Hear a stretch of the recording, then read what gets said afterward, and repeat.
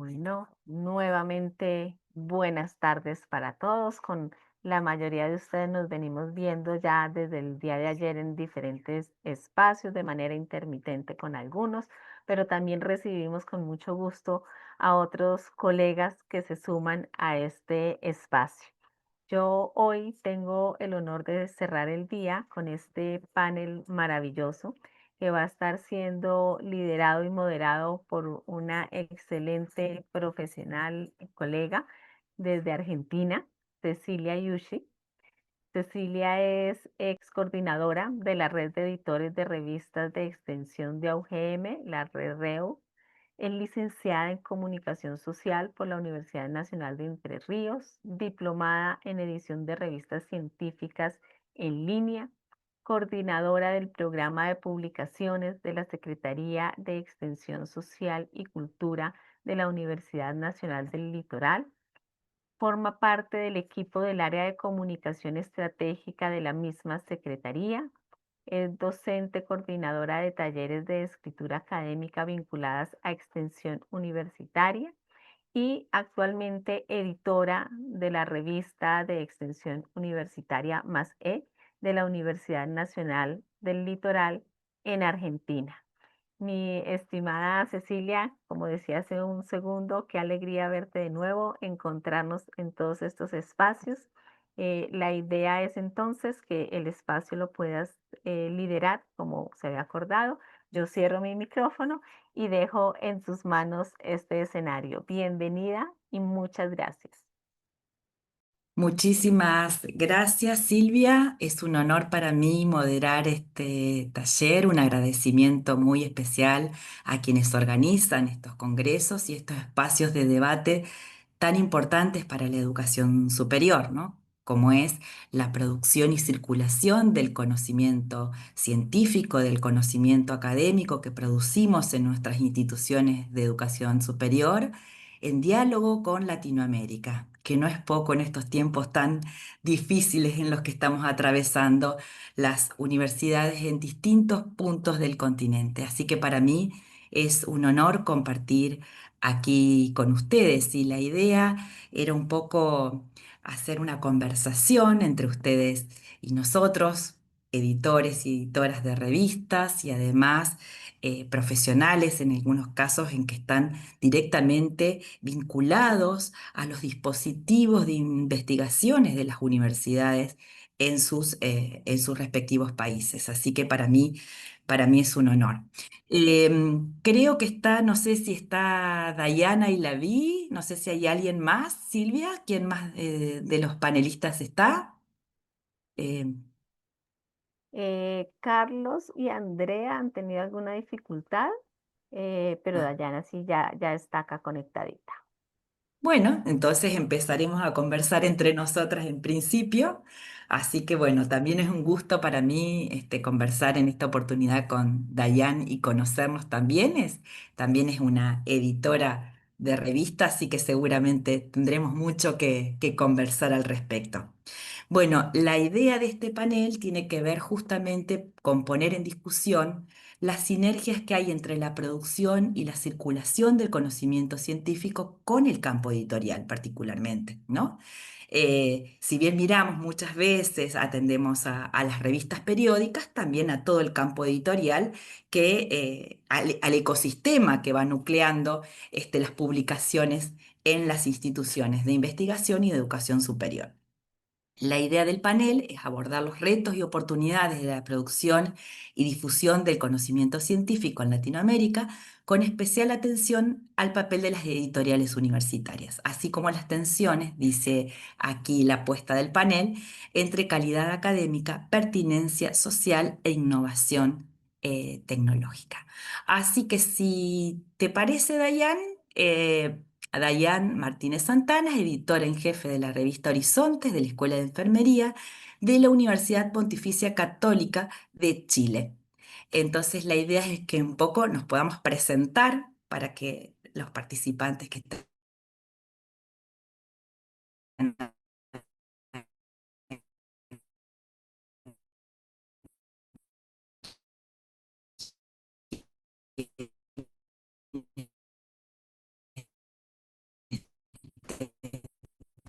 nos conozcan en primer lugar, la capacidad de publicación en particular, y cuáles son los desafíos o retos que se nos presentan y los obstáculos, que tenemos muchos en estas latitudes. Así que si te parece, no sé si es Dayan o Daishan, ¿cómo es bien tu nombre? Para que te presentes y presentes tu No, revista. Dayan, Dayan. Dayan. Bueno, Sí, bueno, Dayan, sí. ahí está. Bueno, muchas gracias por la invitación. Muy agradecida de poder participar en este panel, ya, y que hayan considerado también esta revista, que es una revista chilena, que está asociada a la Escuela de Enfermería de la Pontificia Universidad Católica. Eh, Pertenece a una de las 34 revistas UC. Ya la Pontificia Universidad Católica cuenta con 34 revistas académicas, ya, y justamente el año pasado conformamos un comité editorial justamente para poder articular y buscar desafíos conjuntos que tienen cada una de estas revistas, que para la mayoría siempre son los mismos, finalmente, los mismos desafíos, ya, y muchas veces las estrategias, al ser compartidas, permiten también el crecimiento de esas revistas. No solamente publicamos artículos de enfermería, ya, sino que de ciencias afines, ya, y en términos de educación también se publican muchos artículos vinculados también a la educación en enfermería, pero también a la educación para la salud en distintos tipos de poblaciones. Ya en nuestra revista publican no solamente académicos de las distintas universidades, sino que también publican a estudiantes. Ya publican ahí sus tesis de magíster, sus tesis de doctorado. Así que la verdad es que tenemos una diversidad de publicaciones bien interesantes y por supuesto también tenemos muchos desafíos. Ya somos Scopus ya desde el 2023, ya poquito tiempo. Sí, fue todo un desafío porque justamente para las revistas emergentes el poder acceder a estas bases de datos requiere también de una cantidad de publicaciones, ¿cierto? De citas y, y que muchos académicos, muchos estudiantes prefieren publicar ya en revistas que están indexadas, ya sea en las bases de datos principales, ya sea Web of Science o Scopus, que son una de las más importantes. Y por supuesto, de todas maneras, tenemos el desafío justamente de las publicaciones. Y yo creo que uno de los desafíos más grandes que tenemos es el tema de ir aumentando cada vez más las citas, que es como un requerimiento a nivel académico. Ya, sin embargo, en nuestra revista publican de toda Latinoamérica. Incluso yo podría decir que en los últimos números han habido más manuscritos de fuentes extranjeras ya que nacionales. ¿Ya? Y el desafío que ahí justamente se presenta es que muchos de los artículos extranjeros también son algunos locales a las necesidades y particularidades específicas de cada territorio. Y eso sí es un desafío porque el tener un artículo, y muchas veces los estudiantes publican temáticas muy interesantes y que justamente responden o buscan explicar fenómenos locales, ya no son citables a nivel internacional. ¿Ya? Entonces eso afecta también las métricas de una revista. Sin embargo, también dentro de los requisitos de la ciencia abierta, ¿cierto? De la democratización del conocimiento, o sea, no podemos dejar de lado tampoco el poder publicar a nivel local de las necesidades particulares, a veces de algunos pueblos específicos, necesidades específicas, porque eso también contribuye a mejorar la salud de la población. Entonces, uno de los grandes desafíos es en esta dicotomía, ya que es el tema de cómo lograr que estos artículos que presentan fenómenos muy interesantes y que su resultado efectivamente sabemos que va a impactar, ya no a lo mejor a nivel global, pero sí a un nivel local muy importante, también logramos esa cita. ¿Ya? Ese es un desafío porque a veces muchas de las revistas están rechazando artículos que son muy interesantes, ya, pero por esta particularidad tan específica que se terminan rechazando. Y eso es una de las cosas que nosotros como revista no queremos. Ya no queremos, recibimos muchos artículos de Ecuador, de México, ya que son particularidades también distintas de Colombia, eh, que a veces el decir que no, no, es como que finalmente sabemos que esto va a tener un impacto más allá. Y muchas veces lo que hacemos es el tratar de que en la discusión o vincularlo al marco teórico, que pueda hacer comparaciones finalmente con realidades que puedan ser replicadas o que algunas partes, o ya sea metodológicamente, ya, o dentro de las comparaciones, aparezcan también las comparaciones con otros eh, fenómenos de interés similares que estén publicados también en otras revistas.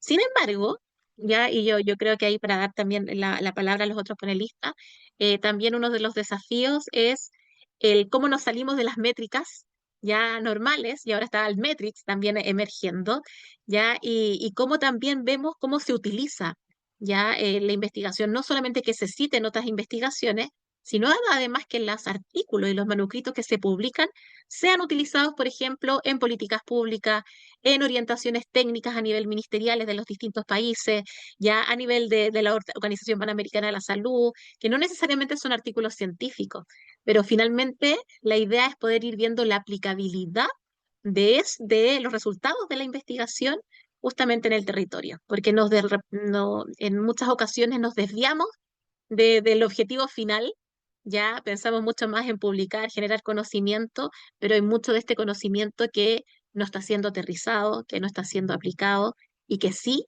ese es el desafío, es cómo aplicamos y llevamos a la realidad y a transformar finalmente nuestra sociedad en base a este conocimiento y basado en la evidencia.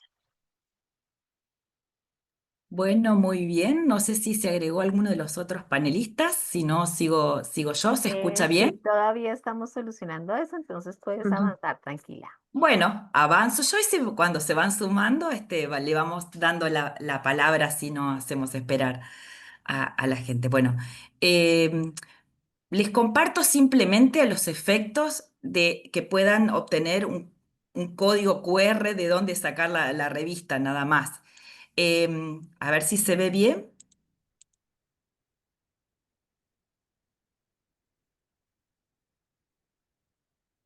En el caso de mi revista, que se llama Más Revista de Extensión Universitaria, que está editada desde hace 15 años por la Secretaría de Extensión de Ya la Universidad estamos Nacional del viendo, Litoral. Cecilia, perdóname, ya ¿Cómo? estamos viendo, pero estamos viendo ya el encabezado de la revista. No sé si pusiste Exacto. QR o porque estamos viendo Ahí, solo el ahí voy, ahí encabezado. voy. Ok. Ahí voy sacando. La idea es que era acompañe. Es una revista semestral, multidisciplinar, porque la extensión universitaria es multidisciplinar. Todas las disciplinas pueden ser objeto y sujeto de acciones de extensión universitaria. Ustedes saben que en América Latina la extensión universitaria se dice de muchas maneras. No es una sola manera de comprender la extensión universitaria y hay debates teóricos muy profundos y metodológicos cómo llevarlas adelante, y de eso se trata la revista, ¿no? Poner es un espacio de discusión teórico-metodológico sobre políticas y acciones de extensión, fundamentalmente en el continente. Es con quienes dialogamos, pero eso no quiere decir que no podamos dialogar con otras latitudes. La revista se encuentra dentro del programa Diamante, es decir, que no cobra tasa ni a los autores ni a los lectores por acceder ni por publicar.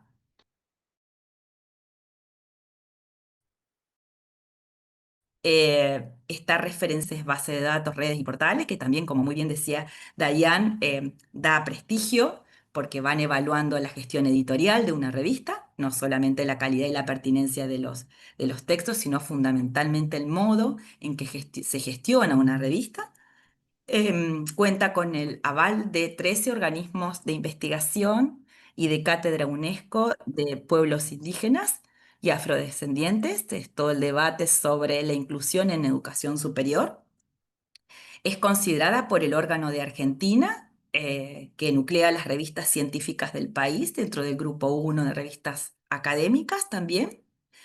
Eh, Vamos por los 15 años, ya largamos la convocatoria para el año que viene, llevamos 22 números editados, hay 8 impresos, ya perdimos la impresa, hay más de 260 artículos de 18 países, hemos contado ya 18 de países de autores de procedencia de Latinoamérica fundamentalmente. La revista circula ampliamente por el continente, con lo cual estamos muy orgullosos de eso. Están vinculados más de 200 revisores a nuestra revista, con más de 70.000 vistas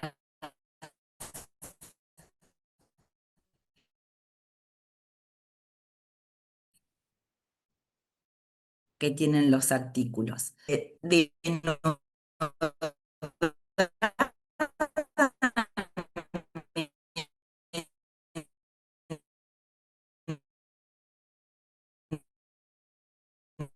De abocados a investigar, había una importante carga, con lo cual nos daba pautas de que los artículos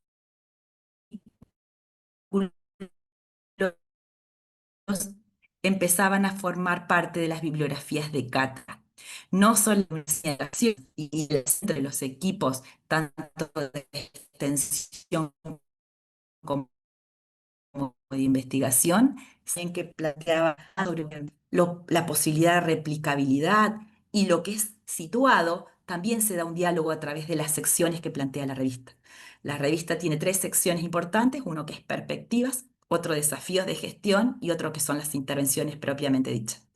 En esas perspectivas es donde se pone un determinado tema vinculado a la extensión en discusión, en una discusión global.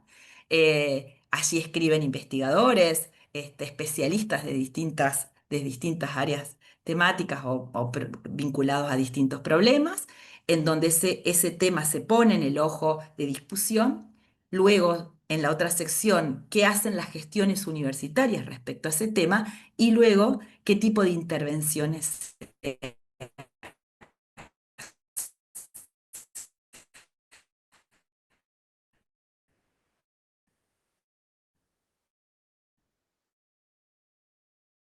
También escritos, es decir, cómo se asume esa discusión, que también hay una relación muy importante entre extensión y políticas públicas, por la misma concepción que tenemos de extensión, ¿no? Tiene que haber una sinergia entre políticas públicas y la extensión universitaria, por los temas y problemas que trata de por sí la extensión universitaria. También, bueno, estamos en cielo.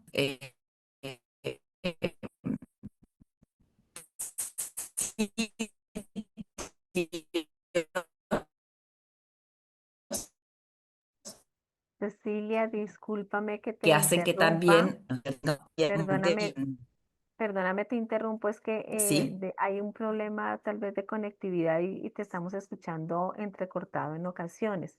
No es el ideal, pero quizás cerrando la cámara ok, podemos manejar un poco porque sí nos interesa escucharte y ver lo que nos compartes.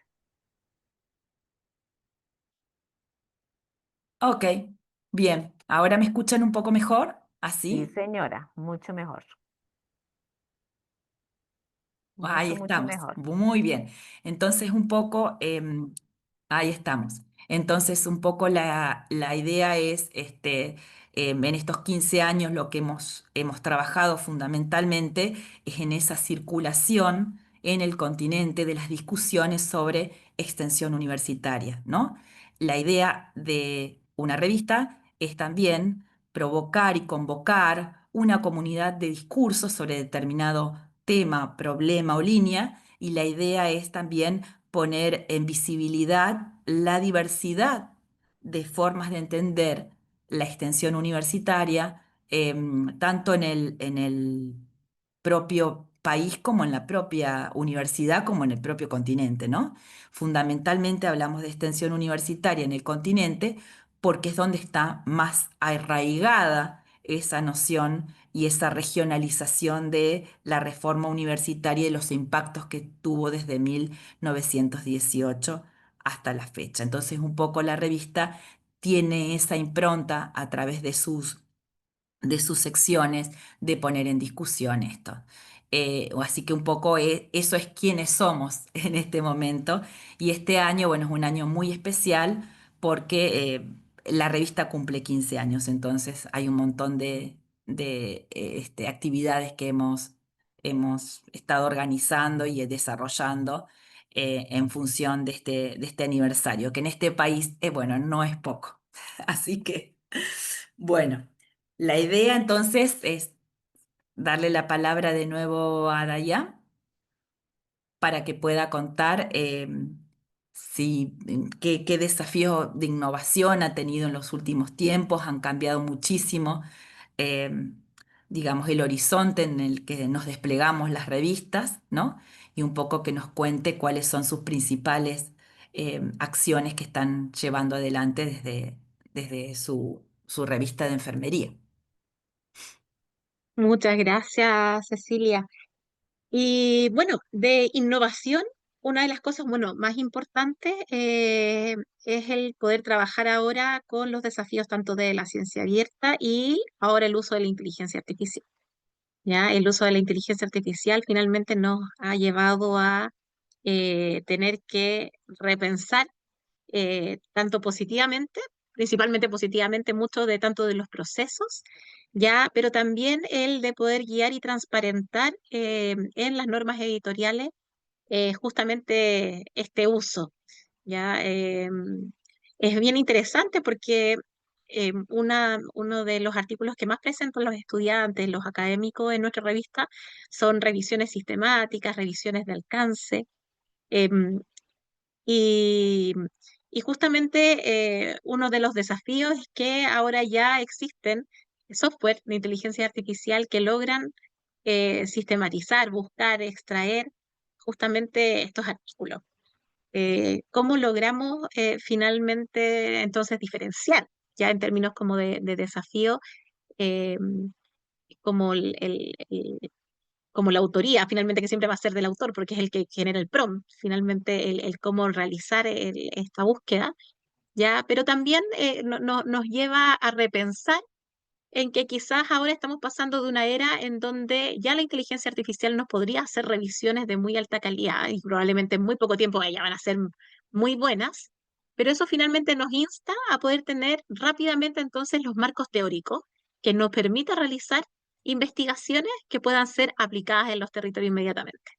¿Ya? Tanto de innovación como investigación. Entonces, en un comienzo como que nos asustábamos en esto de que ya está haciéndolo, se está utilizando esta inteligencia artificial en los artículos, pero muchos estudiantes incluso de magíster, de posgrado, de doctorado, ya aprovecha justamente estas herramientas como parte metodológica, como una primera parte, para poder sustentar entonces la generación de lo que se necesita entonces investigar, el vacío de conocimiento que involucra justamente llegar a los territorios, llegar a las personas, entrevistar, aplicar instrumentos, realizar investigaciones cualitativas, entrevistas, ya, y poder llegar entonces a otros resultados. Ya la inteligencia artificial por ahora, hasta ahora no logra hacer entrevistas, no logra ir a recolectar personas, ¿cierto?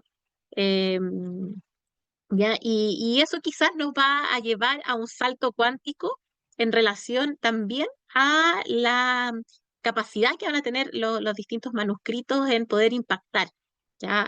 Verdaderamente.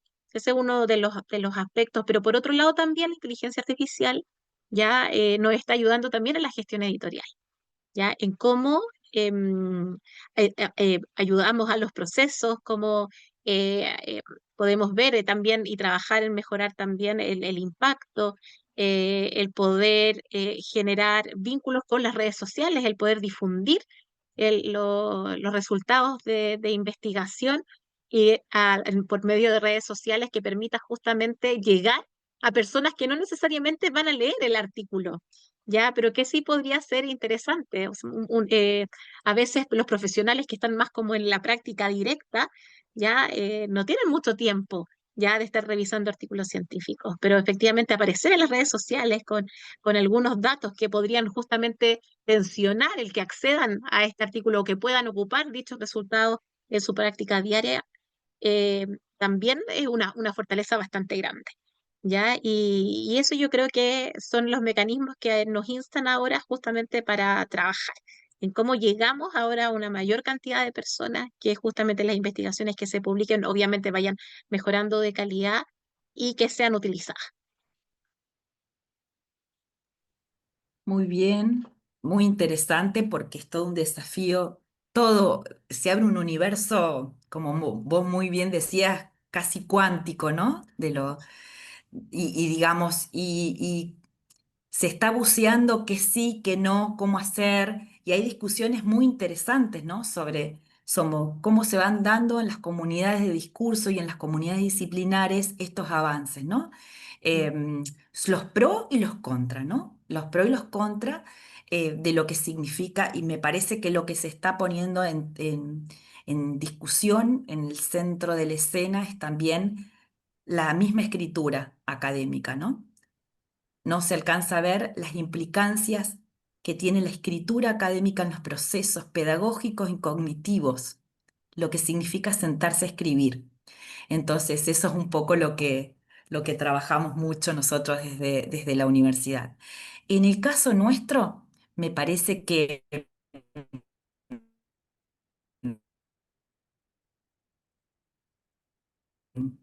digamos, más allá de lo de revistas, a pensar cómo nos vamos llevando en esta selva de la inteligencia artificial, a veces en lugares con más luz y otros con menos luz. Me parece que en el caso de Mahé fue concebirla, decimos, más ella no es una revista, más Mm. es un dispositivo de trabajo.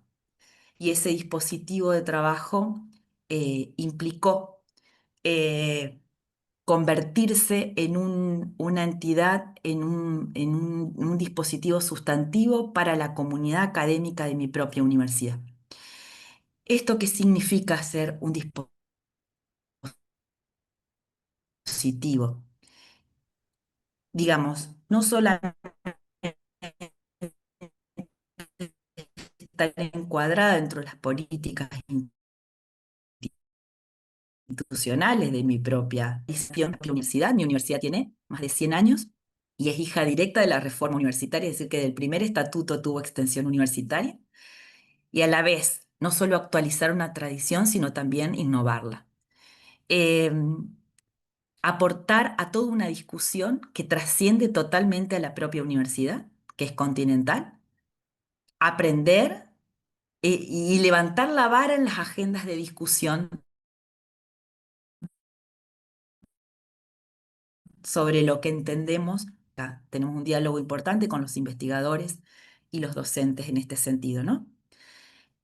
Esta misma revista impacta de lleno hoy en las tres funciones sustantivas de la universidad, en investigación y en docencia, e incide definitivamente, igual que la tuya,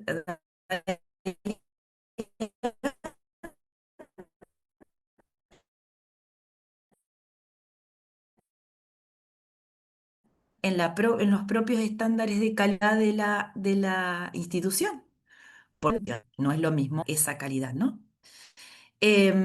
Eso requiere conocer muy bien las discusiones en el campo en este caso en el campo de la extensión, a nivel continental, no solamente a nivel de mi universidad.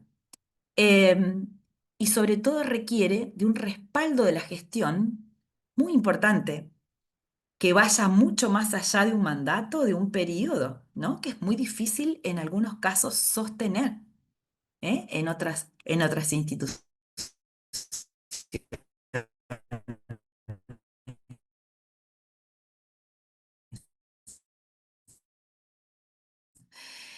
Y requiere de expertos en las discusiones del campo, del contenido de lo que es la extensión, sino también ver en qué ecosistema de revistas estamos y en qué horizontes. Las revistas estamos absolutamente globalizadas y estandarizadas.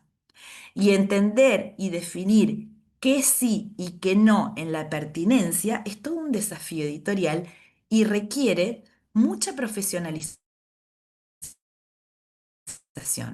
Muchas veces, en algunos casos, y seguramente de ahí a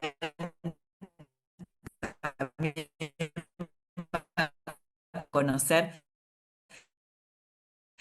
casos de esto que colocarse permanentemente requiere una profesionalización para tomar decisiones de los horizontes de publicaciones y entender que uno está dentro también de un ecosistema de revistas de una institución ¿Qué tipo de vinculación tiene con ese ecosistema? Además del continental, del nacional, de los contextos nacionales y de los contextos regionales, en mi caso claramente. Si imagináramos una imagen, tal vez sería como una especie de pulpo, ¿no? Donde la revista está en el centro, por supuesto que publica artículos porque es su métier, es su objetivo, pero también estamos fuertemente comprometidos a la promoción de la escritura y de la lectura, con la formación universitaria, con la producción de debates y con la internacionalización de la extensión. Eso en un proceso sinérgico, tanto interno como externo. La revista dialoga con la propia universidad, con las distintas áreas de rectorado de gestión y con la propia, dentro de la propia Secretaría de Extensión, está vinculada a lo que es internacionalización de la extensión, lo que es cooperación. Entonces hacemos toda una sinergia de trabajo hacia adentro y hacia afuera, por supuesto, con las redes de investigación y de extensión vinculadas a la misión social universitaria.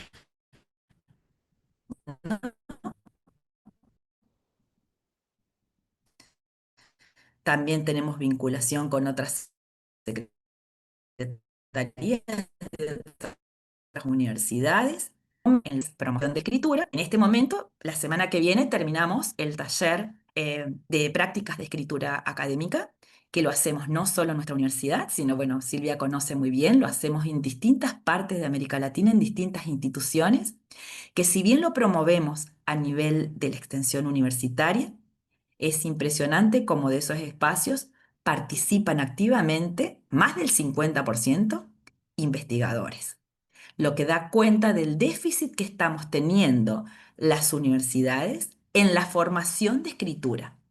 La escritura no es solamente un acto de escribir y publicar, sino que tiene un montón de dimensiones políticas y pedagógicas importantísimas. Entonces, de ahí a ver o reflexionar cómo participa la IA dentro de esos procesos es un debate interesantísimo. Escribir es aprender a pensar. Cuando uno se sienta a escribir, aprende a pensar. Y eso no puede delegarse a una IA. Entonces, puede sí tener otras funciones, que sí hay que aprovecharlas a full. Como dice Dayan, hay cuestiones que son absolutamente increíbles como sirven, sobre todo, especialmente a las personas que ya tienen mucho entrenamiento, a las personas que saben, ya lo tienen el entrenamiento, es increíble como yo, pero a la gente que se está formando, hay que tener cuidado o hacerse ciertas preguntas. Cuando uno aprende a escribir, aprende a argumentar, aprende a pensar y aprende a leer. Entonces, esa sinergia que se hace de los procesos no se puede,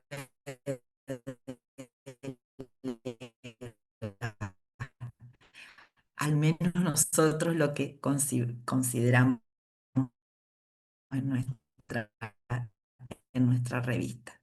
Y entendimos que solo tenemos que promover artículos. Entonces hicimos como una capacitación mucho más amplia de escritura académica que va desde el registro hasta el artículo. Le enseñamos a la gente a registrar, cómo registrar en investigación, en extensión, en sus prácticas. Les enseñamos a registrar porque los registros son un insumo valiosísimo para producir otras piezas comunicacionales. Les enseñamos a diferenciar los géneros discursivos, ¿eh? Cómo presentar una ponencia, cómo hacer artículos, cómo, ¿sí? Activamos la escritura, ¿sí? En todas sus dimensiones. Y por eso en este momento, por ejemplo, desde Magé hicimos una convocatoria muy loca, que no tiene que ver con artículos, sino con textos muy, muy cortitos, de 30 a 100 palabras, eso significa 2 párrafos, en donde haya síntesis que expresen la extensión desde otros lugares que no son las argumentaciones y la racionalidad que se despliegan en los artículos que sí necesitan de rigurosidad conceptual, argumentativa importante. Entonces vamos jugando con distintos tipos de escritura. Como les decía, también publicamos. Y el habernos generado nosotros como dispositivo impulsó la creación en 2018 del área de publicaciones de extensión dentro de la propia Secretaría, que bueno, también coordinó. Entonces, a partir de pautas que damos en las distintas áreas de la Secretaría y de los programas de extensión, vamos trabajando distintos tipos de escritura según el público que va diferenciado, digamos, ¿no? En donde en algunos se escriben nuestros socios, actores sociales, escribimos para distintos públicos de acuerdo a las necesidades que se tienen y el destinatario. Y eso vamos acompañando la escritura de acuerdo a las distintas piezas. En este momento, si ingresan a la página de la universidad, unl.edu.ar, en extensión y colocan publicaciones, están los tipos de publicaciones que tenemos, además de las publicaciones periódicas propias de extensión, ¿no? Hay publicaciones académicas, los informes, etcétera, etcétera, que vamos sistematizando y vamos colocando en el repositorio institucional de la universidad. También nos hemos apropiado del repositorio, que también, bueno, con Dayan seguramente podemos, es largo todas las discusiones sobre lo que entra o no entra dentro de los repositorios. Por otro lado, promovemos las lecturas y lo hacemos a través de redes en donde los mismos autores van promoviendo sus propios escritos, o nosotros tenemos lecturas de verano, lecturas de mujeres, lecturas, ¿sí? En donde vamos dando a publicidad los distintos artículos que vamos publicando. Hace poquito terminó un ciclo de todo teníamos una entrevista en profundidad con autores que fueron reseñados en la revista y en donde teníamos un mano a mano sobre cómo esos libros forman parte de las trayectorias y de las biografías académicas e institucionales de la propia universidad, ¿no? Entonces fue muy interesante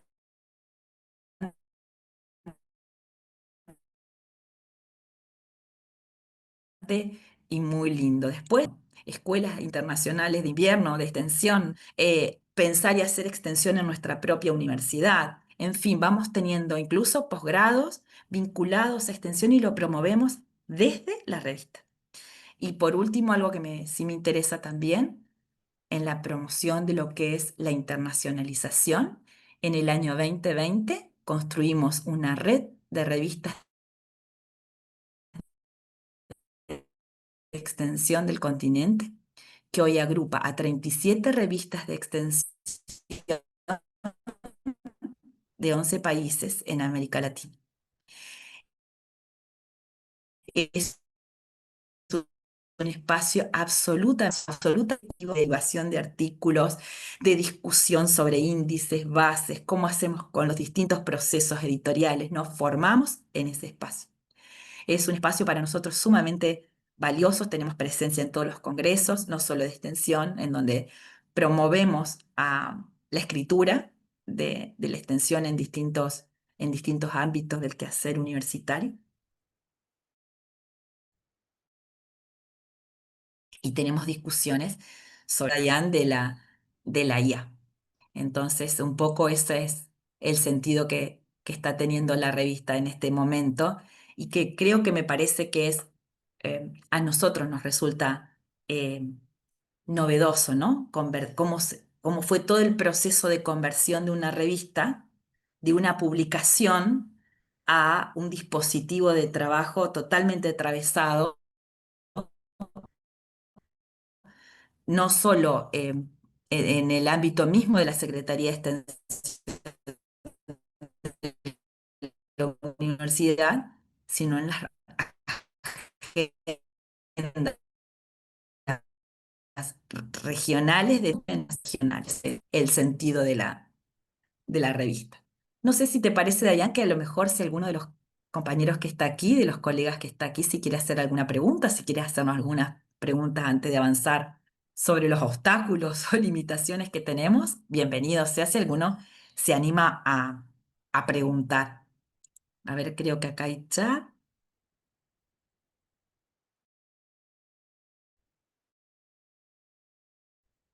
Ahí está. Y creo que este es un No espacio sé si hay bien, alguien que se bien anima o quiere preguntar. interesante, es un espacio importante justamente para poder tener la oportunidad de aclarar dudas, de comprender algunas recomendaciones, algunos tips para cuando construyamos nuestros textos y los postulemos en una revista. Entonces yo también me sumo a la invitación que hace Cecilia para que aprovechen el espacio y puedan aprovechar tanto la experiencia de Cecilia como de Dayan y podamos aclarar dudas o aprender cosas nuevas.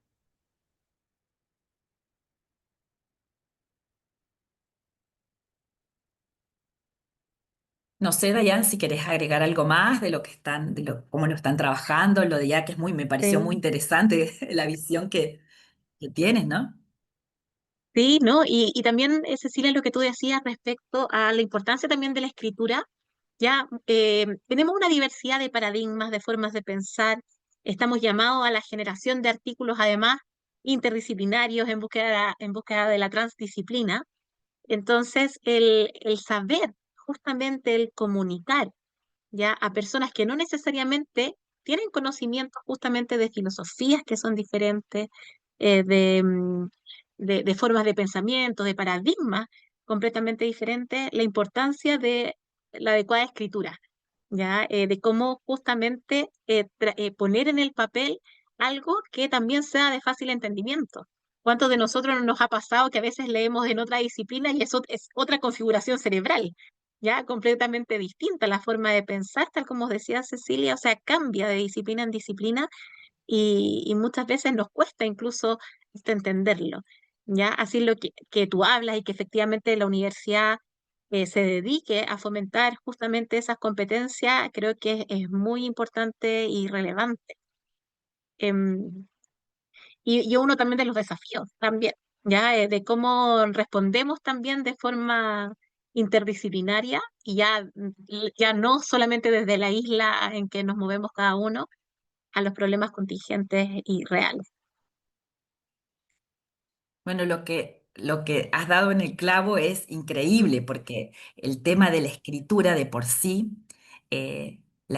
muchas veces decimos que nuestras acciones son interdisciplinarias y en la escritura se ve claramente que pueden ser multidisciplinarias y no interdisciplinarias. Se ve que le dicen a uno que escriba sobre un tema, el otro sobre otra. Mm, Eso se ve increíblemente en la escritura. ujú, Porque para hacer trabajos interdisciplinarios y ni hablar transdisciplinarios, se requiere mucho tiempo de trabajo en conjunto, ¿no? ujú, Entonces, ese trabajo en conjunto y esa mirada en donde ya la disciplina se empieza a desdibujar respecto a la mirada sobre el tema o problema, bueno, es un desafío increíble porque a medida que se complejiza esa experiencia, como muy bien marcaba, también se complejiza la escritura.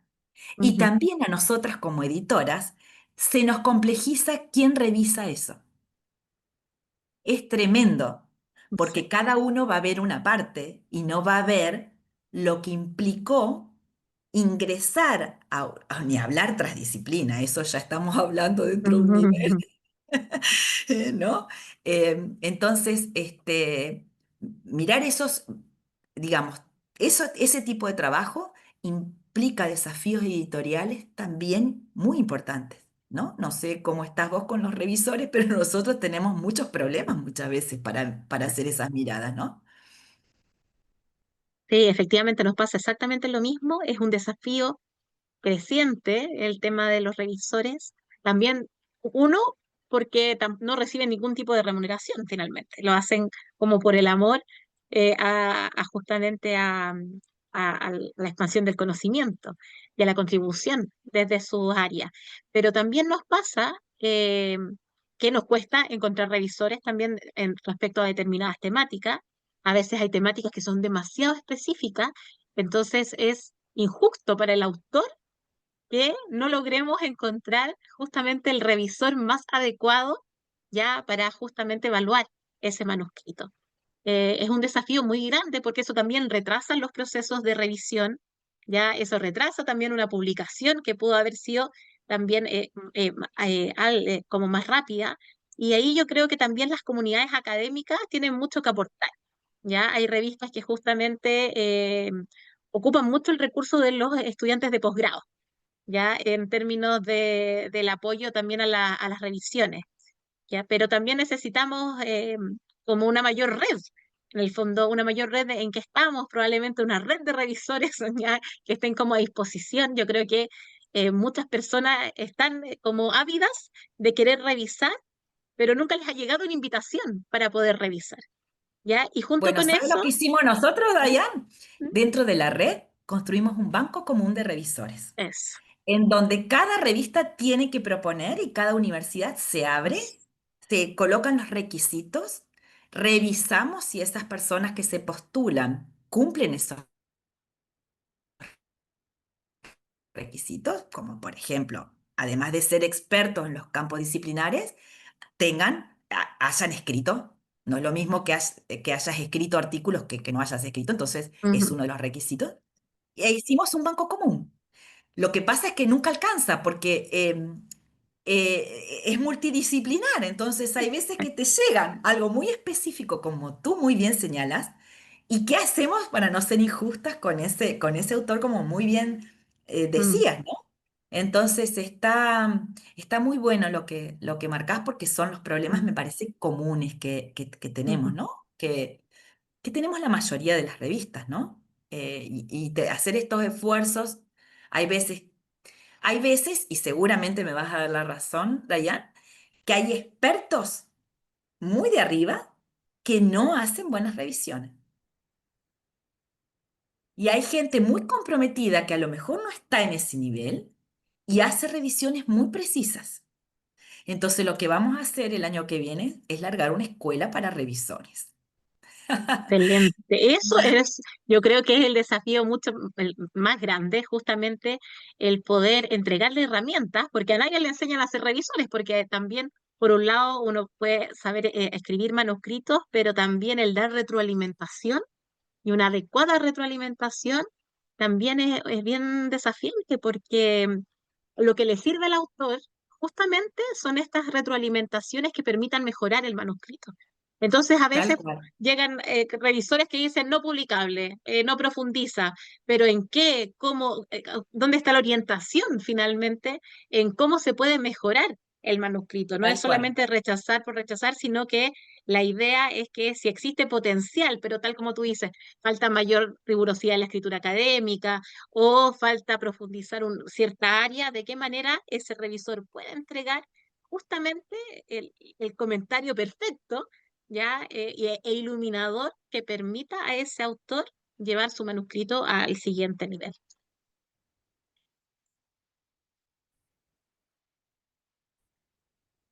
Y vos como editora lo sabes bien, inmediatamente que llega un texto, sabés que ese texto tiene potencialidad, pero no tiene algunas fallas que tiene que hacer para poder visibilizar lo que está diciendo.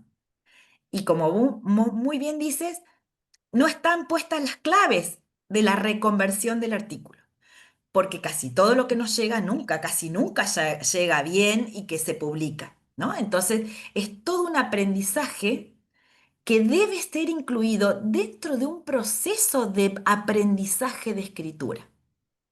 Tiene que haber una política de acompañamiento de la escritura. Justamente porque, bueno, eso es lo que insistimos mucho en los cursos cuando trabajamos, ¿no? Es todo aprender a escribir y hacerlo con los propios estudiantes, ¿no? Que los estudiantes cuesta mucho y hay toda una diferenciación, y la debes saber muy bien, entre las ciencias más duras y las más blandas, ¿no? Entonces cada uno tiene, ¿no? Se dice que, bueno, los de las humanidades o los sociales dicen mucho palabrerío y el otro dice Mm. una línea. Entonces, Sí, ¿cómo se genera el medio, no?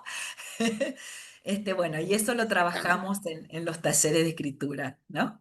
Y como tú muy bien dices, el otro día tuve el honor de leer una tesis postdoctoral de fisión nuclear. Escuchen lo que están diciendo. Mm. Me lo cedieron para una pinturita, como decimos aquí. Una maravilla, porque era claramente legible, yo que no tengo ni idea de lo que es la fisión nuclear, absolutamente comunicable, más allá que las fórmulas uno no las entendía, pero entendía perfectamente cuál era el problema de la tesis y cómo era el campo de discusión de ese problema.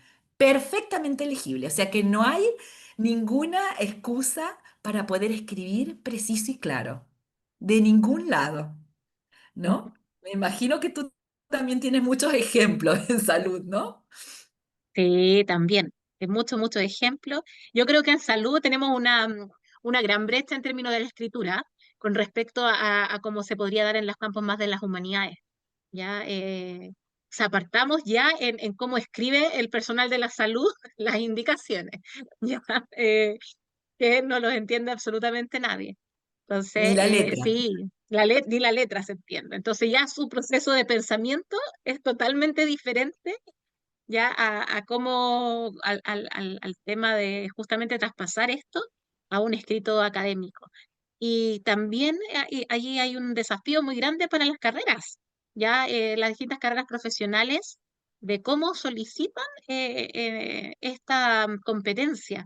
Ya en mi universidad, antiguamente, en la Pontificia Universidad Católica, había solamente un test de inglés para todos los estudiantes y para poder egresar, todos los alumnos tenían que aprobar este requisito mínimo de inglés.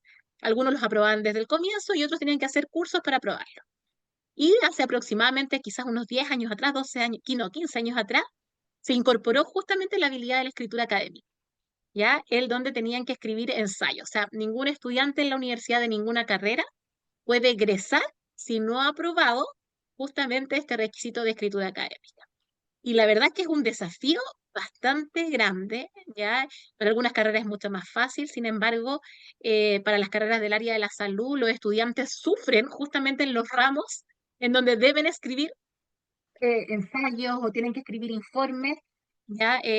Porque les cuesta, de verdad les cuesta mucho. Y ahí está el desafío también ahora con el chat GPT o el uso de la inteligencia artificial, en donde uno reconoce rápidamente que ese escrito no fue escrito por un estudiante, ¿ya? O sea, cero Fácilmente. fácilmente, o sea, uno ve y esto dice, esto ya son las mismas palabras, ya que no es inteligencia artificial, y ahí viene el desafío en cómo convencemos a ese estudiante la importancia justamente de que aprenda este proceso, que lo realice y que es por su propio bien. Ahí justamente Totalmente. hay un desafío Totalmente. grande. Además, em, no es casual que desde la academia escribamos, porque uno se dice, ¿por qué necesitamos escribir? En cursos nos han preguntado, bueno, pero ¿por qué tenemos que escribir? Y entonces ahí le desplegamos la batería de cosas que significa. Uno sabe si sabe cuando empieza a escribir, porque no puede explicar ciertas cosas, ciertas afirmaciones que hace. Cuando uno no sabe, bueno, ahí empieza el problema y reconoce. Y reconoce incluso lo que sabe y no sabía que sabía. Es capaz de asociar cosas que no son directamente visibles de ser asociadas. Entonces, es todo un trabajo muy interesante que debe o debería ser placentero. Entonces decimos, bueno, siempre decimos esto, ¿no? Eh, que escribir es como andar en bicicleta, ¿no? Andar en bicicleta se aprende exclusivamente andando en bicicleta. Y ahí no hay, uno puede saber de física, de mecánica, de un montón de cosas, pero andar en bicicleta se aprende andando en bicicleta. Uno puede tener jueguitos de andar en bicicleta, ¿no? De inteligencia, de comando. Ahora, a desplazarse y andar en bicicleta se aprende andando en bicicleta. Uno se cae una vez, dos veces, tres veces, cuatro veces. Ya la quinta vez no te caes más. Y empezás a utilizar, ahí sí es muy valioso los recursos de IA, porque sabemos qué sí y qué no de IA. Exacto. Yo me peleo, si hay, me encanta pelearme con el chat, ¿no? O sea, digo, no estás diciendo cualquier cosa y me peleo, me encanta, ¿no? Así que bueno, y además, bueno, tiene otros problemas en algunas áreas, no sé, Dayan, si es en el área de salud, supongo que sí, Ujú. en donde el chat GPT repite una cuestión muy hegemónica, porque traduce a su vez del inglés. Entonces hay una comunidad de escritura muy poderosa que también interpela a las cuestiones locales, ¿no? Porque hay directamente atraviesa y posiciona discusiones que a lo mejor no son las propias, ¿no? Entonces hay que tener mucho cuidado con ese uso, sobre todo desde estas latitudes, ¿no? Sin caer en extremismo. O sea, Exactamente. para mí hay que sí usarla, digo, yo también hay que usarla, pero No, teniendo eso. exactamente. Y ahí Ujú. está la importancia del prompt. Ahí justo Gretel había puesto en el chat, además también, y que voy a escribir ya si todo está dicho y eso pensamos. Y claro, y uno se mete, por ejemplo, al chat GPT, ya, y el chat GPT va a repetir justamente esto que es más general, ya, a veces. Y ahí está como el desafío de cómo nosotros finalmente tenemos que guiar esta inteligencia artificial y utilizarla como el favor. O sea, finalmente Exactamente. el poder saber, ya, ahora busca, no sé, literatura latinoamericana. ¿Qué otras filosofías están acorde? ¿Qué miradas existen?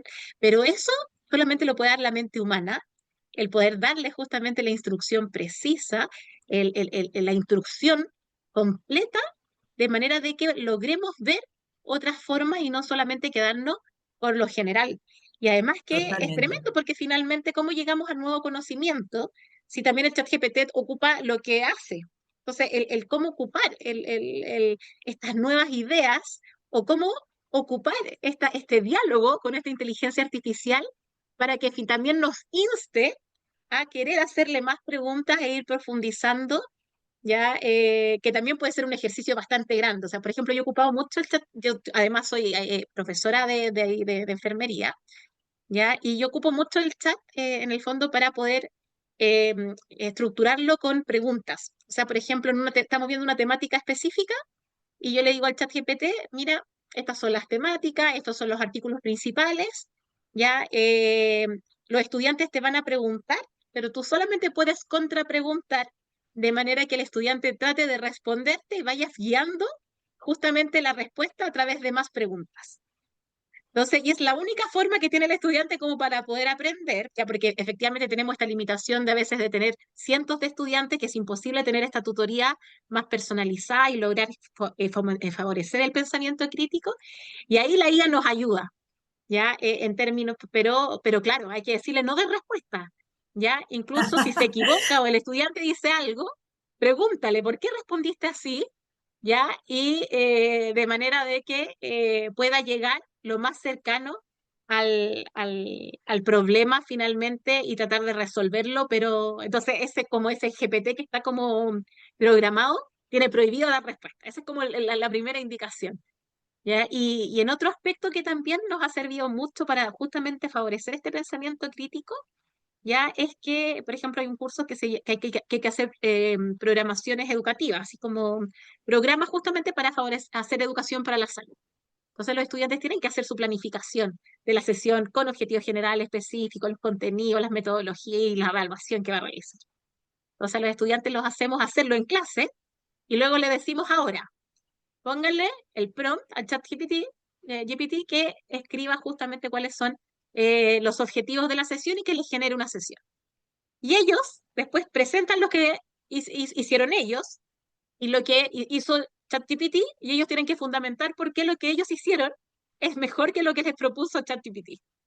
Y ahí justamente es donde se dan cuenta que muchas intervenciones son más genéricas, ya que no están centradas tanto en el destinatario, ya que las personas a lo mejor dio una intervención, por ejemplo, vamos a hacer una dinámica en el fondo donde todos se van a parar, pero resulta que los destinatarios eran personas mayores con reducción de la movilidad. O sea, y ahí se empiezan a dar cuenta justamente de incoherencias que en la práctica es imposible de aplicar. Y ahí como que logramos tratar de traspasarle esto de ser críticos, ya, o darle una doble mirada a lo que justamente emerge de la inteligencia artificial. Claro, porque tú lo estás haciendo jugar dentro de un marco pedagógico. Está controlado eso, está siendo incentivado porque es muy difícil saber qué preguntar. La persona que sabe qué preguntar o qué directivas, qué prompt dar, tienen un recorrido sobre el tema, saben qué hacer, ¿sí? Entonces, esa persona, hay veces que el problema está en no saber qué hay que preguntar, qué, desde dónde posicionarse. Entonces, eh, son atajos para aquellos a que tienen un entrenamiento. Pero puede ser un problema para aquellos que recién empiezan a caminar, a gatear. Entonces hay que hacer ese equilibrio y lo que tú estás haciendo me parece sumamente importante, porque estás activando esa criticidad dentro de la propia aula, ¿no? Y eso se enseña. Yo creo que eso se enseña y felicito que hagas eso, porque si no, estamos creyendo que lo que estamos produciendo y entregando a un docente, ¿no? Primero es esa despersonalización. Lo hago porque tengo que entregar y no porque yo necesito saber. Ahí hay una esquizofrenia entre lo que hay que hacer dentro de las trayectorias académicas y con lo que, ¿no? Es toda una discusión filosófica, me parece que está muy bueno. Y estas discusiones que parecen alejadas impactan de lleno en las publicaciones de la revista, sobre todo porque también es cierto que hay una ferocidad del sistema global de tener que publicar sí o sí, ¿no? Para poder acceder a fondos, a recursos, ¿sí? Poder seguir en carrera y no importa, hay un autoritarismo del emisor, digo yo, del productor. No me importa quién me lea, lo que me importa es que tengo que presentar y producir. Entonces, no me importa quién lea. Y ese es el papel nuestro de editores, que nosotros tenemos que asegurar el circuito. Ese texto está producido para que alguien lo lea. Si hay alguien que no lo lee, es un fracaso. Las revistas, los artículos, somos una conversación. Somos una conversación.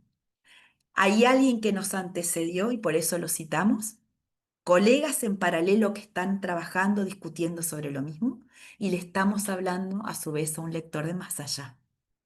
Si no entendemos nosotros eso, como editores y como autores, estamos en un problema. Tenemos que hablarle a alguien. Y ese es el esfuerzo que hacemos en los cursos o en los talleres que hacemos. Decir, bueno, ¿a quién estamos hablando? Por eso, ¿qué tipo de lenguaje usamos? ¿Cómo hacemos circular? ¿Qué podemos producir? ¿Qué enseñamos mientras escribimos? ¿No? Así que bueno, acá dice Rocío que se puede entrenar la inteligencia para que cuestione a través del critical. Bueno, em, lo que uno propone, pero eso lo que uno propone como requiere cierta destreza, ¿no? De conocimiento. Claro que entrenamos.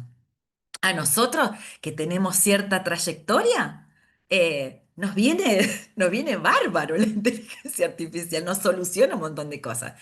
Pero la preocupación es qué pasa cuando se trata de estudiantes que recién empiezan, ¿no? Que necesitan leer, y este es otro punto, ¿no? Crítico en las universidades, ¿no? ¿Cómo leemos? Parece que podemos escribir sin leer y esto es más activo, esto es la idea de conversación, ¿no? Estamos en una conversación y tenemos que entrar en una conversación que ya fue empezada.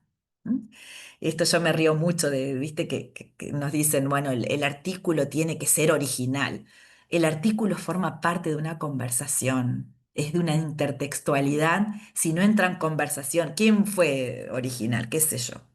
Newton a lo mejor, por decir, Sócrates, qué sé yo, pero y el resto estamos dentro de una conversación. Lo que tienen que ser es inéditos, por supuesto, y no repetirnos, y la cantidad de autoplagio que hay es tremendo, ¿no es cierto, Dayan? Bueno, acá dice Jenny, la IA es muy útil cuando se traduce en paper al inglés, pero es importante que sea siempre revisado, claro, por especialistas, claro, exactamente. La IA ha avanzado mucho en las traducciones, eso es totalmente cierto, ¿no? Hay un avance significativo en las traducciones. Eh, pero bueno, no sé, usted dice acá también que se utiliza mucho para corregir o para mejorar la redacción. Yo también me peleo, hay veces que le digo, yo quise decir otra cosa y me empiezo a pelear, me encanta pelear con en el chat, Pero bueno, es muy útil en esos casos. La verdad que sí, es muy útil cuando necesitamos resolver, por ejemplo, una infografía para visibilizar mejor flujos de trabajo, es muy útil. No sé, hay miles de ejemplos en que la utilidad es, la verdad que es valiosa, ¿no? En estas cosas. Y no se trata, como muy bien dice Dayan, de censurar, sino de encontrar por dónde podemos ir con el recorrido, ¿no? Qué cosas sí, qué cosas no están buenas y qué cosas, bueno, eh, no podemos ir en contra de, ¿no? El tema es cómo, porque como muy bien decía Dayan, que lo dijiste al principio, y es un tema problemático, es el tema de la autoría, ¿no? Es una discusión tremenda de quién es autor de un texto, porque el autor se construye, entonces, ¿cómo hacemos eso?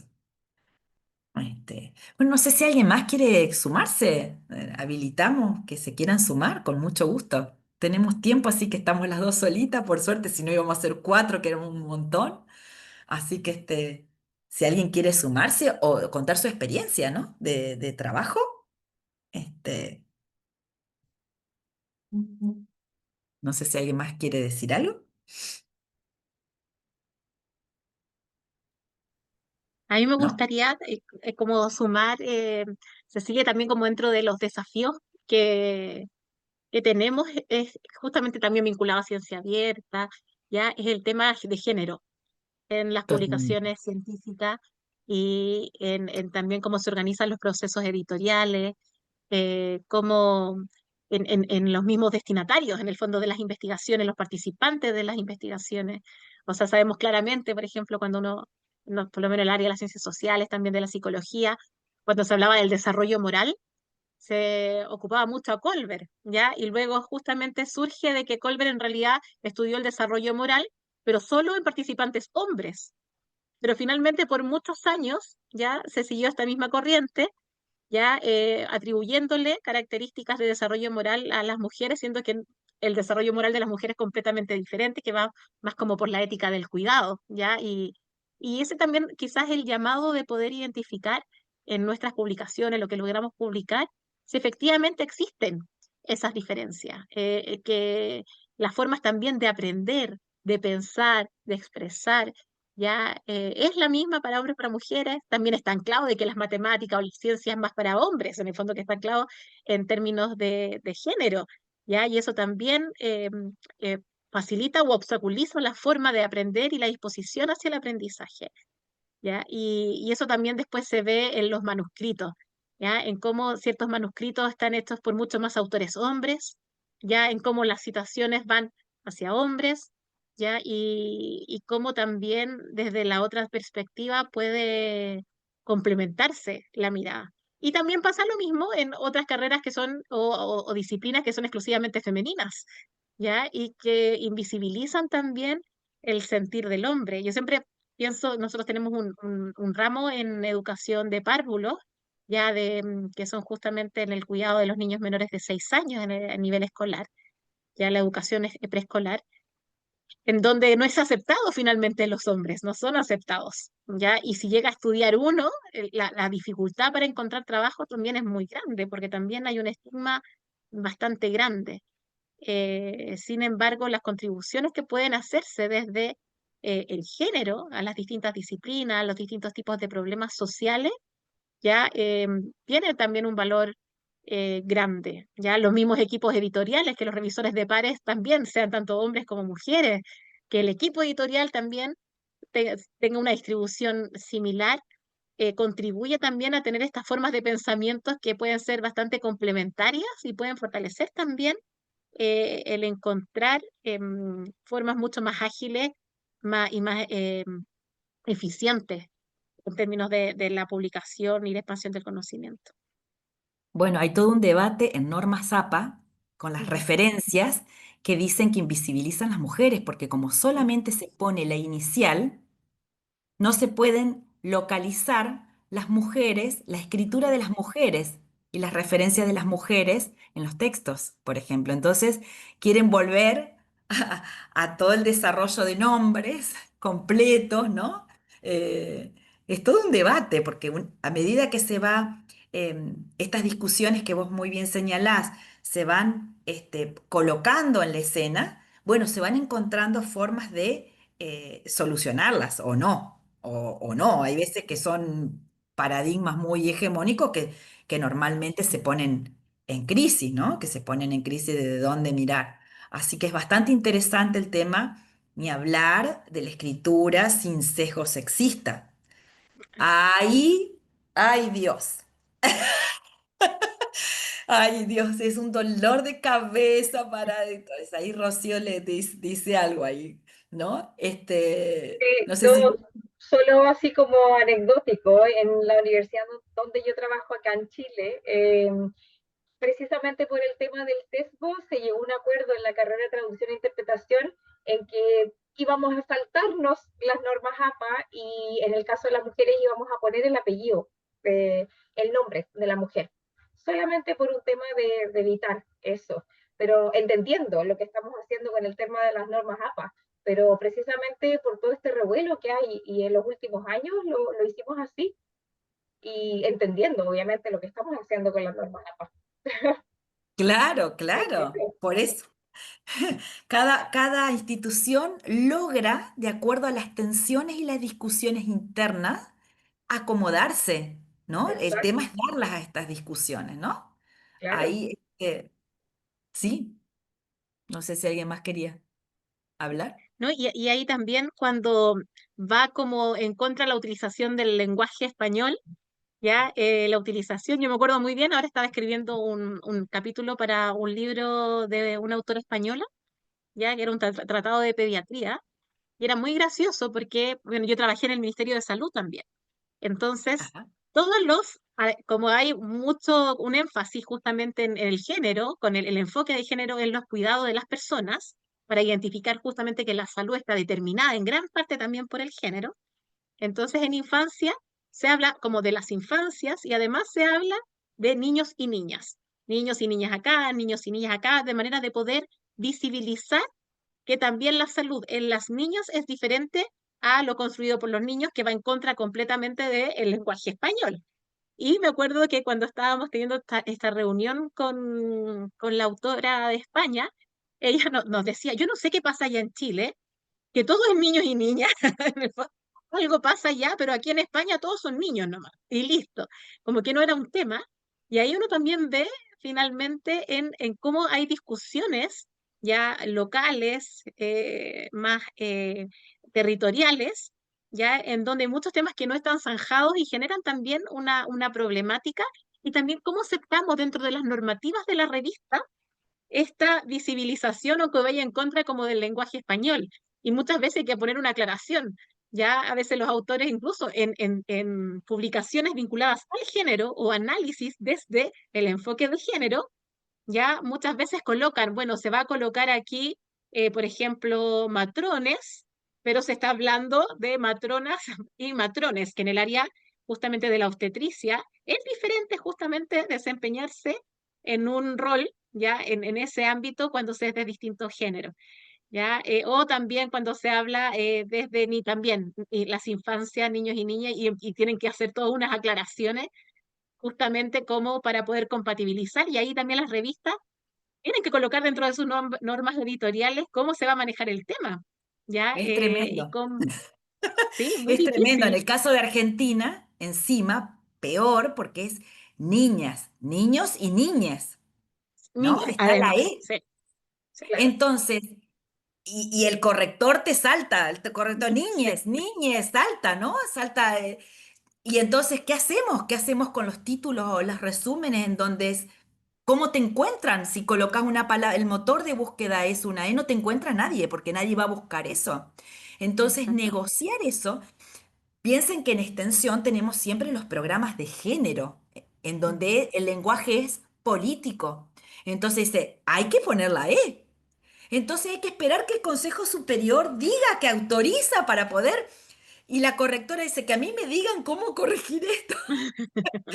Es tremenda la discusión, ¿no? Y es muchas veces, hay veces que son modas o cuestiones temporales Ujú. y hay cuestiones que no, que tienden a quedarse o que son propias, como muy bien decía Dayan, de ciertos territorios, ¿no? Hay veces que son más de territorios más urbanos y grandes ciudades que de los pequeños pueblos o las cosas que no tienen ese uso. Entonces, es muy difícil la tarea editorial eso. Sí, En- porque un en- historiador podría decir que es muy importante ponerlo, porque si se quiere hacer un análisis justamente de el lenguaje y la escritura, el encontrar, imaginemos que estamos en el año 3000, encontrar un artículo en el año 2000 donde se hablaba de niñez, en el fondo habla, da mucha información respecto a la visión de mundo en ese contexto y en ese año.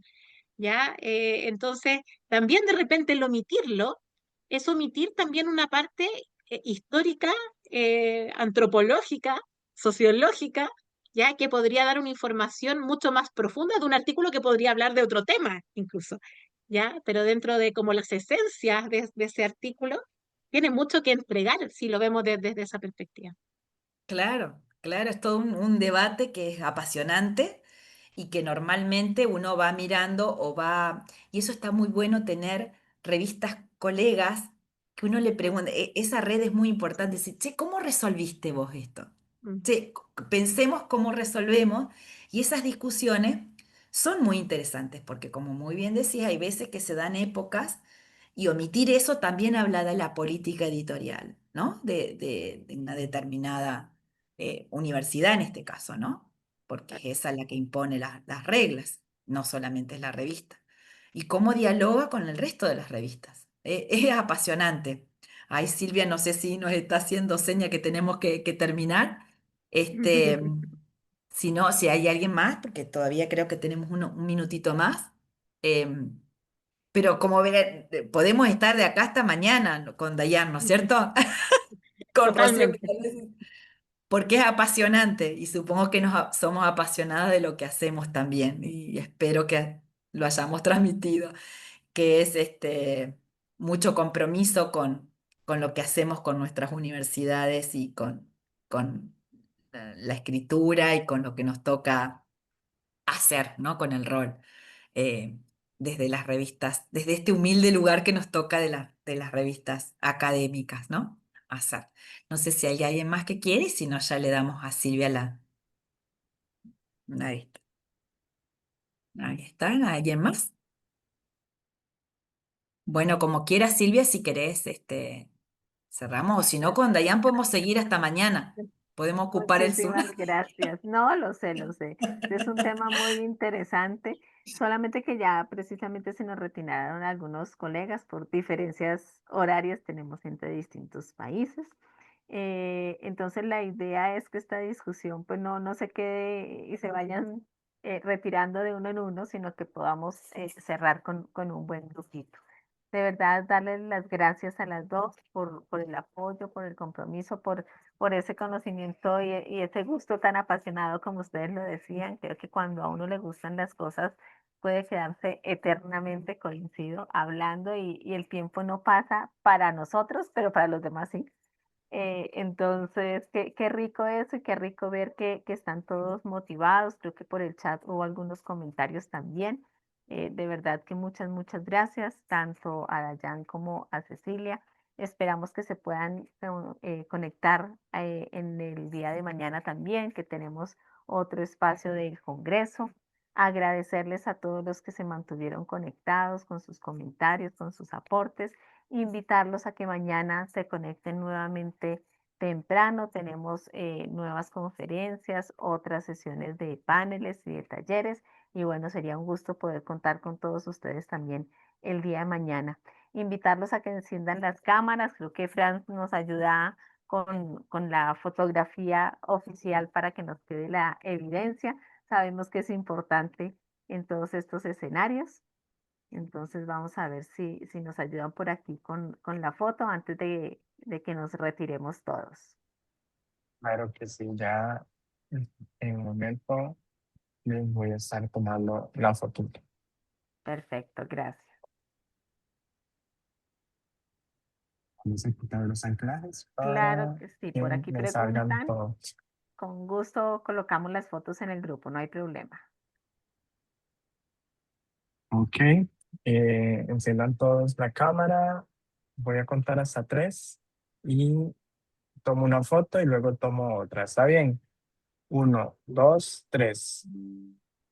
1, 2, 3. Listo. Muchísimas gracias. A ti, mil gracias. A todos de nuevo, muchas gracias. Una buena tarde, una buena noche, dependiendo de dónde se encuentren. Un abrazo enorme y seguimos conectados.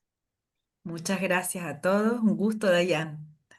Igualmente, muchas gracias. Muy bien, muy interesante.